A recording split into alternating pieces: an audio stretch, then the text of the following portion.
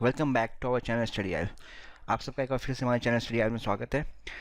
तो आज मैं आपके सामने जो जैसा कि आप लोग को पता ही होगा, सीबीएसई ने अपना नया सिलेबस क्लास 9 से लेकर 12 तक के लिए निकाल दिया है। जो सिलेबस में रिवाइज सिलेबस इसे बोल सकते हो, ठीक है। इस सेशन के लिए जो भी लॉस हुआ है कोरोना वायरस को लेके, ठीक है, तो सिलेबस को रिड्यूस किया गया है। तो जो रिडक्शन हुआ है वो अप्रॉक्स सिलेबस का 30% आपको रिड्यूस कर दिया गया है। तो काफ़ी अच्छा मार्क्स आप स्कोर कर सकते हो इस साल, ठीक है। ऑलमोस्ट 1/3 सिलेबस आप बोल सकते हो रिड्यूस कर दिया गया है। आपको टोटल का ऑलमोस्ट 2/3 पढ़ना है अब, ठीक है। सबसे पहली बात तो अब सीबीएसई ने ये काम किया है, सीबीएसई ने हर एक चैप्टर, मतलब कि उसने चैप्टर को रिमूव नहीं किया, किसी चैप्टर को, उसने चैप्टर्स के कुछ टॉपिक्स को रिमूव किया है। तो जहाँ पे भी रिडक्शन हुआ है वो चैप्टर का नहीं हुआ है, चैप्टर के कुछ टॉपिक्स का हुआ है। तो किसी चैप्टर में हो सकता है कुछ रिडक्शन ही नहीं हुआ हो, ऐसा भी पॉसिबल है, ठीक है। तो इस वीडियो में एक्चुअली मैं आपको बताऊंगा क्लास 10th मैथ्स के सिलेबस के बारे में, ठीक है, कि मैथ्स के किस किन टॉपिक को हटाया गया है, ठीक है। वो एनसीईआरटी के कौन से पेज नंबर पे है या कौन से एक्सरसाइज को अब नहीं पढ़ना है एनसीईआरटी की, मैं वो डिटेल में आपको बताने वाला हूँ, ठीक है। क्योंकि जो सिलेबस आया है उसमें सिर्फ टॉपिक्स के नाम लिखे हुए हैं, क्लियर नहीं किया। तो बच्चों को अभी तक डाउट है कि क्या पढ़ना है क्या नहीं पढ़ना है, वो कौन सा टॉपिक है, ठीक है। एक्चुअली उसमें किस टाइप के क्वेश्चन है, एनसीईआरटी में वो किस पेज पे है, ठीक है। तो वो मैं आपको डिटेल में बताने वाला हूँ, ठीक है। चलो तो स्टार्ट करते हैं। तो ये 10th मैथ्स का है, ठीक है। अगर किसी को 12th मैथ्स देखना है उसके लिए अलग वीडियो है, लिंक आपको डिस्क्रिप्शन बॉक्स में मिल जाएगा या ऊपर आई बटन में क्लिक करोगे तो आपको मिल जाएगा 12th के लिए भी, ठीक है। तो चेंज जो हुआ है वो 9 से लेकर 12 तक हुआ है, लेकिन मेन फोकस बोर्ड क्लास पे होता है, 10th और 12th पे, ये इंपॉर्टेंट है। चेंज 30% सिलेबस को रिड्यूस किया गया है, ठीक है। 30% अब आपको कम पढ़ना है, ठीक है। तो काफ़ी आराम हो गया एक्चुअली स्टूडेंट लोग के लिए, आप लोग के लिए काफ़ी अच्छा है। चलो तो एनसीईआरटी बुक ले लो, मैं बताने वाला हूँ कौन से पेज पे टॉपिक जो रिड्यूस किया गया है वो कौन से पेज पे है, या कौन से एक्सरसाइज को नहीं पढ़ना है अब, या कौन सा एग्जाम्पल है, ठीक है। मैं बता दूंगा कि इस एग्जाम्पल जो इस टाइप का टॉपिक है वो अब नहीं पढ़ना है। क्लियर है? तो पेन नोटबुक और एनसीईआरटी बुक लेके बैठना तो समझ में आएगा, मार्क करते जाना। तो जो पहला चैप्टर होता है, हमारा पहला यूनिट होता है नंबर सिस्टम। नंबर सिस्टम में एक यूनिट है रियल नंबर। तो रियल नंबर का जो पहला टॉपिक है यूक्लिड्स डिवीजन लेमा, वो अब हमें नहीं पढ़ना है, ठीक है। Euclid's division lemma first topic जो पेज नंबर 2 एंड 3 पे है, एनसीईआरटी के page number 2 and page number 3 पे आपको मिलेगा यूक्लिड्स डिवीजन लेमा, जिसमें हमें प्रूफ वाले क्वेश्चन थे, ठीक है, कि प्रूफ दिस प्रूफ दैट, ठीक है। वो हमें नहीं पढ़ना है, ठीक है। अगर एक्सरसाइज की बात करें तो एक्सरसाइज 1.1 जो question number 2, question number 4, question number 5, इस टाइप के क्वेश्चन को हमें नहीं पढ़ना है, वो इक्लिप्स डिवीजन लेमा वाले क्वेश्चन है, उनको स्टडी नहीं करना हमें, ठीक है। तो याद रखना इक्लिप्स डिवीजन लेमा हटाया गया है, इक्लिप्स डिवीजन एल्गोरिथम नहीं। एलसीएम एचसीएफ हमें अभी भी पढ़ना है, डिवीजन एल्गोरिथम हमें अभी भी पढ़ना है, ठीक है। तो ये रियल नंबर से बस एक टॉपिक हटा है। चैप्टर 2 की बात करते हैं। यूनिट 2 में एलजेब्रा, एलजेब्रा में जो पहला चैप्टर है वो पॉलिनोमियल, ठीक है। तो पॉलिनोमियल में जो लिखा है यहाँ पे, statement and simple problem on division algorithm for polynomials with real coefficient, ठीक है। तो यहाँ पे जो लास्ट बेसिकली पॉलिनोमियल का लास्ट टॉपिक था जो डिवीजन एल्गोरिथम पे जो क्वेश्चन पूछा जाता था, ठीक है। तो अगर पेज नंबर की बात करें तो पेज नंबर 33 पे डिवीजन एल्गोरिथम है पॉलिनोमियल का, उस टॉपिक को नहीं पढ़ना है। तो बेसिकली कह सकते हो एक्सरसाइज 2.3 जिसमें हम पॉलिनोमियल का डिवीजन पढ़ते थे वो हमारे टॉपिक से हट गया है, एक्सरसाइज 2.3। तो अब हमें डिवीजन नहीं करना पॉलिनोमियल का, बेसिकली हमें सिर्फ कोफिशिएंट का रिलेशन पढ़ना है, sum of roots and product of roots, वो हमारा मेन टॉपिक है यहाँ पे पॉलिनोमियल में, ठीक है। तो पेज नंबर 33 पे आपको मिल जाएगा, ये जो टॉपिक को हटाया गया है वो पेज नंबर 33 पे है एनसीईआरटी के। नेक्स्ट एलजेब्रा के अंदर आता है लीनियर इक्वेशन इन 2 वेरिएबल। तो लीनियर इक्वेशन इन 2 वेरिएबल में बस आपका क्रॉस मल्टीप्लिकेशन हट गया है, बाकी कुछ नहीं। तो अलग अलग मेथड से सॉल्व करने के इक्वेशन के, ठीक है, सब्स्टिट्यूशन, एलिमिनेशन, क्रॉस मल्टीप्लिकेशन, तो उसमें क्रॉस मल्टीप्लिकेशन को बस हटा दिया गया है, ठीक है, पेज नंबर 57। तो सिर्फ क्रॉस मल्टीप्लिकेशन को यहाँ पे रिमूव किया गया है, जो पेज नंबर 57 पे आपको मिल जाएगा एनसीईआरटी में, पेज नंबर 57 पे। नेक्स्ट चलते हैं क्वाड्रेटिक इक्वेशन, बाकी कोई रिडक्शन नहीं हुआ है लीनियर इक्वेशन में। नेक्स्ट चलते हैं क्वाड्रेटिक इक्वेशन। क्वाड्रेटिक इक्वेशन में जो यहाँ पे situational problem based on equation reducible to quadratic equation, तो बेसिकली वो कह रहे हैं जो आपका वर्ड प्रॉब्लम है उसको हटा दिया गया है, वर्ड प्रॉब्लम को, ठीक है। वर्ड प्रॉब्लम हमें नहीं पढ़ना अब क्वाड्रेटिक इक्वेशन से, बाकी सब कुछ टॉपिक में है। तो जो भी वर्ड प्रॉब्लम, ठीक है, वर्ड प्रॉब्लम हर एक एक्सरसाइज में अलग अलग गिवन है, तो अब वर्ड प्रॉब्लम पे हमें फोकस नहीं करना है। लेकिन इसमें ज़्यादा कुछ बेनिफिट नहीं है हमारा, क्योंकि वर्ड प्रॉब्लम, लीनियर इक्वेशन में वर्ड प्रॉब्लम पढ़ना ही है हमें। तो क्वाड्रेटिक इक्वेशन की वर्ड प्रॉब्लम को आप छोड़ सकते हो, ठीक है, वो सिलेबस से हट गया है। लेकिन लीनियर इक्वेशन में वो सारे वर्ड प्रॉब्लम आपको मिल ही जाएंगे, तो यहाँ पे कुछ ज़्यादा खास बेनिफिट नहीं हुआ है। नेक्स्ट चलते हैं एपी। अगर एपी की बात करें, अगेन अलजेब्रा के अंदर है, ठीक है। तो अगर एपी की बात करें तो एपी में जो एप्लीकेशन बेस्ड क्वेश्चन है, सम ऑफ एन टर्म्स वाले, ठीक है, याद रखना सम ऑफ एन टर्म्स का जो फॉर्मूला है वो नहीं हटा है, जो एप्लीकेशन बेस्ड क्वेश्चन है, ठीक है, एप्लीकेशन बेस्ड क्वेश्चन वो हटा दिया गया है। फॉर एग्जांपल अगर बात करें, अगर यहाँ पे बात करें एक्सरसाइज 5.3 में, ठीक है, एक्सरसाइज 5.3 में क्वेश्चन नंबर 17, 18, 19, ठीक है, एग्जांपल एक्सरसाइज 5.3 की बात करें, यहाँ पे एक्सरसाइज 5.3 जो सम ऑफ एन टर्म्स पे बेस्ड है, उसमें एप्लीकेशन बेस्ड क्वेश्चन, जो काइंड ऑफ वर्ड प्रॉब्लम कह सकते हो, जो क्वेश्चन नंबर 17 है, 18 है, 19 है, मतलब स्टेयर्स वाले, पोटैटो रेस वाले, ठीक है, स्पाइरल वाले क्वेश्चन जो है एक्सरसाइज में, उनको हटा दिया गया है। वो एप्लीकेशन बेस्ड क्वेश्चन है सम ऑफ एन टर्म्स के, उनको हटाया गया है, ठीक है। तो उन टॉपिक तो यहाँ पे रिड्यूस नहीं हुआ है, हाँ एक पोर्शन ऑफ क्वेश्चन, जो सिलेक्शन ऑफ क्वेश्चन है वो हटा दिया गया है कि इस क्वेश्चन को आप छोड़ सकते हो। अब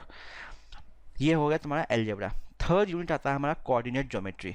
तो कोऑर्डिनेट ज्योमेट्री में एरिया ऑफ ट्रायंगल को हटा दिया गया है। Again section formula, distance formula आपको पढ़ना है। एरिया ऑफ ट्रायंगल आपके लिए हट गया है, जो पेज नंबर 168 पे है। तो 168 पे एरिया ऑफ ट्रायंगल टॉपिक है जो हटा दिया गया है। बेसिकली एक्सरसाइज 7.3 एनसीईआरटी का, वो आपको नहीं पढ़ना है, ठीक है, एक्सरसाइज 7.3। नेक्स्ट चलते हैं, नेक्स्ट है ट्राइंगल्स, ठीक है। ये कोऑर्डिनेट ज्योमेट्री में एक ही चैप्टर है आपका यूनिट में। नेक्स्ट है ट्राइंगल। अब ट्राइंगल की बात करें, ठीक है, इसको नोट डाउन करते जाना, ठीक है, मैं डिटेल में बता रहा हूँ, नोट डाउन करते जाना। ट्राइंगल की बात करें तो ट्राइंगल में बेसिकली कोई टॉपिक नहीं हटाया, कुछ थ्योरम को हटाया गया है। थ्योरम के प्रूफ को, थ्योरम को नहीं, उस थ्योरम के बेसिस पे क्वेश्चन आ सकता है, उसका प्रूफ नहीं पढ़ना है हमें, ठीक है। तो जो पहला प्रूफ है जो आपको दिख रहा है, ratio of the areas of two similar triangles is equal to the ratio of the squares of their corresponding sides. तो ये जो थ्योरम है बेसिकली वो आपको पेज नंबर 141 पे मिल जाएगा, ठीक है, जो थ्योरम 6.6 है, ठीक है। तो इस थ्योरम को हटा दिया गया है, लेकिन इस थ्योरम के बेस्ड पे क्वेश्चन आ सकता है, ठीक है। तो आपको अभी भी थ्योरम पढ़ना है, हाँ थ्योरम का प्रूफ नहीं पढ़ना है। वैसे ही जो सेकंड थ्योरम है, in a triangle if the squares of one side is equal to the sum of the squares of on the other two sides, basically ये कन्वर्स ऑफ पाइथागोरस थ्योरम है। इसके proof को हटा दिया गया है। तो ये मत सोचना कि पाइथागोरस थ्योरम हट गया, नहीं, इस कन्वर्स ऑफ पाइथागोरस थ्योरम का प्रूफ हट गया, कन्वर्स का। पाइथागोरस थ्योरम का प्रूफ अभी भी पढ़ना है हमें, ठीक है। और ऊपर जो प्रूफ है वो पेज नंबर 141 पे है, और कन्वर्स ऑफ पाइथागोरस थ्योरम जो है वो पेज नंबर 146 पे है। कन्वर्स जो है पेज नंबर 146 पे है, और थ्योरम नंबर 6.9। तो इनका प्रूफ नहीं पढ़ना है, इनके बेसिस पे क्वेश्चन अभी भी एग्जाम में आएगा, ठीक है। तो प्रूफ आप छोड़ सकते हो, प्रूफ को रिमूव किया गया है। नेक्स्ट है सर्कल, ठीक है। ज्योमेट्री के अंदर बात करें, जो नेक्स्ट यूनिट ज्योमेट्री की बात करें, ट्रायंगल में ये दो प्रूफ हटा गया है, ठीक है। नेक्स्ट है सर्कल। सर्कल में कोई चेंज नहीं है, सर्कल में कोई चेंज नहीं है, कुछ डिलीट नहीं किया गया। सर्कल आपको अभी भी एज इट इज़ पूरा पढ़ना है, ठीक है। उसके बाद आता है कंस्ट्रक्शन। कंस्ट्रक्शन में हमें दो टाइप का कंस्ट्रक्शन पढ़ना था basically, construction of triangle similar to a given triangle and tangent का कंस्ट्रक्शन। टेंजेंट हमें ड्रॉ करना होता है किसी भी सर्कल पे। तो construction of a triangle similar to a given triangle, ये टॉपिक आपका कंस्ट्रक्शन से हट गया है। तो बस अब आपको कंस्ट्रक्शन में एक ही टॉपिक पढ़ना है, टेंजेंट ड्रॉ करना, ठीक है। तो दो टॉपिक था, उसमें सिर्फ टेंजेंट ड्रॉ करना पढ़ना है। तो ये जो टॉपिक है वो बेसिकली आपको पेज नंबर 11.2 अगर बात करें, ठीक है, टॉपिक नंबर ये आपको वहाँ पे मिल जाएगा। एक्सरसाइज 11.1 आपको यहाँ से हटा दिया गया है, ठीक है। Construction of triangle similar to a given triangle, वो एक्सरसाइज 11.1 है, उसे रिमूव कर दिया गया है, वो आपको अब नहीं पढ़ना है, ठीक है। अभी भी टेंजेंट प्लॉट ड्रॉ करना पढ़ना है हमें। नेक्स्ट जो मेन यूनिट है ट्रिग्नोमेट्री, इसमें कुछ खास बेनिफिट नहीं मिला है स्टूडेंट को, ठीक है। जो स्टूडेंट्स एक्सपेक्ट कर रहे होंगे कि इसमें से टॉपिक कम होना चाहिए था, तो इसमें कुछ खास बेनिफिट नहीं, कुछ नहीं हुआ है। तो जो पहला टॉपिक है वो motivate the ratio which are defined at 0 degree and 90 degrees. Basically आपको जो टॉपिक गिवन है जहाँ पे आपको पढ़ना है, प्रूफ पढ़ना है कि 0 डिग्री, 90 डिग्री, 60 डिग्री और 30 डिग्री की वैल्यू क्या होती है, उसका जो प्रूफ है वो बेसिकली आपको अब नहीं पढ़ना है। तो यहाँ से काइंड ऑफ बोल सकते हो आपको प्रूफ हटा दिया गया है। दूसरा, ठीक है, अगेन प्रूफ हटाया गया, क्वेश्चन आ रहेगा। दूसरा ट्रिग्नोमेट्रिक रेशियो, ये तो हटा आपका इंट्रोडक्शन टू ट्रिग्नोमेट्री से ये पोर्शन। दूसरा ट्रिग्नोमेट्रिक आइडेंटिटी से trigonometric ratio of complementary angles. तो trigonometric ratio of complementary angle मतलब 90 माइनस थीटा वाला फॉर्म, जो जितना भी फॉर्मूला है, sine 90 minus theta, cos 90 minus theta, इस टॉपिक को रिमूव कर दिया गया है, ठीक है। जो पेज नंबर आपको मिल जाएगा 187 पे, पेज नंबर 187, ठीक है, एक्सरसाइज 8.3, ठीक है। तो जो trigonometric ratio of complementary angles है वो पेज नंबर 187 पे टॉपिक है। और एक्सरसाइज की बात करें तो एक्सरसाइज 8.3 अब आपके सिलेबस से हटा दिया गया है इस साल के लिए, ठीक है। जो सिलेबस आया है वो इस सेशन के लिए आया है, कि कोरोना वायरस के चलते काफ़ी दिन तक लॉकडाउन रहा और अभी भी पता है आपको स्कूल वगैरह स्टार्ट नहीं हुआ है, तो सिलेबस को कुछ रिड्यूस किया गया है 30% अप्रॉक्स। तो trigonometric ratio of complementary angles page number 187 पे ये टॉपिक है। एक्सरसाइज 8.3 की बात करें वो आपके सिलेबस से हट चुका है। नेक्स्ट आता है हाइट एंड डिस्टेंस। कोई चेंज नहीं है, आपको पूरा पढ़ना ही पड़ेगा, ठीक है। तो बेसिकली ट्रिग्नोमेट्रिक में कोई खास चेंज नहीं हुआ है आपके लिए, अभी जितना पहले डिफिकल्ट था इतना ही डिफिकल्ट अभी भी है, ठीक है। नेक्स्ट यूनिट है मेंसुरेशन। मेंसुरेशन में 2 चैप्टर है, area related to circle, surface area and volume. तो एरियाज रिलेटेड टू सर्कल में जो problem on central angle of 120 degree, ये हटा दिया गया, मतलब कोई टॉपिक रिमूव नहीं हुआ है, बस जो प्रॉब्लम, जो भी क्वेश्चन 120 डिग्री पे बनता था, सेंट्रल एंगल 120 डिग्री होता था, उसके रिमूव कर दिया गया है। तो कोई टॉपिक नहीं है यहाँ बता देंगे कि इस टॉपिक को नहीं पढ़ना, तो बेसिकली समझ लो आपको चैप्टर पढ़ना है बस। अब जो क्वेश्चन आएगा वो कहीं भी क्वेश्चन में आपको सेंट्रल एंगल 120 डिग्री बेसिकली नहीं दिखेगा, 120 डिग्री के लिए नहीं पूछेंगे आपसे, बस ये यहाँ पे चेंज किया गया है। एक बस क्वेश्चन हटाया गया है, कोई टॉपिक नहीं हटाया है। और सरफेस एरिया एंड वॉल्यूम में, सरफेस एरिया एंड वॉल्यूम में फ्रस्टम ऑफ कोन को रिमूव कर दिया गया है, ठीक है। फ्रस्टम ऑफ कोन, तो फ्रस्टम ऑफ कोन आपको कहाँ पे मिल जाएगा, पेज नंबर 252 पे, 252 पे फ्रस्टम ऑफ कोन मिलेगा, ठीक है। एक्सरसाइज की बात करें 13.4, ये आपके टॉपिक से रिमूव कर दिया गया, ये फ्रस्टम ऑफ कोन पे एक्सरसाइज था। एक्सरसाइज 13.4 जो फ्रस्टम ऑफ कोन पे है। तो बेसिकली जो आपका क्लास 9 का सिलेबस था सरफेस एरिया वॉल्यूम का, वही आपको क्लास 10th में भी पढ़ना है, कोई चेंज नहीं हुआ, बस यहाँ पे कंबाइंड फिगर, ठीक है, कंबाइंड सॉलिड फिगर आपके सिलेबस में है, ठीक है। तो एज इट इज़ बोल सकते हो आप, जो क्लास 9th में पढ़ के आए हो ऑलमोस्ट वही चीज़ क्लास 10th में पढ़ना है, क्योंकि क्लास 10th में एक फ्रस्टम ऑफ कोन ऐड होता है, बाकी क्लास 9th का ही पोर्शन रहता है। तो फ्रस्टम ऑफ कोन को आपको टॉपिक से रिमूव कर दिया गया है, जो कि काफ़ी बेनिफिट है स्टूडेंट के लिए, ठीक है। काफ़ी डिफिकल्ट, मतलब इस चैप्टर में सबसे मेन टॉपिक यही था, इसको रिमूव किया गया है, नया टॉपिक था।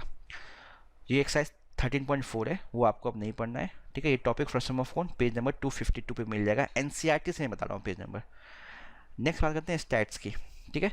तो स्टैट्स में मीन निकालने का एक मेथड इंट्रोड्यूस किया गया है, मीन निकालने का। तो बेसिकली आपको direct method, assume mean method पढ़ना है, स्टेप डेविएशन को हटा दिया गया है।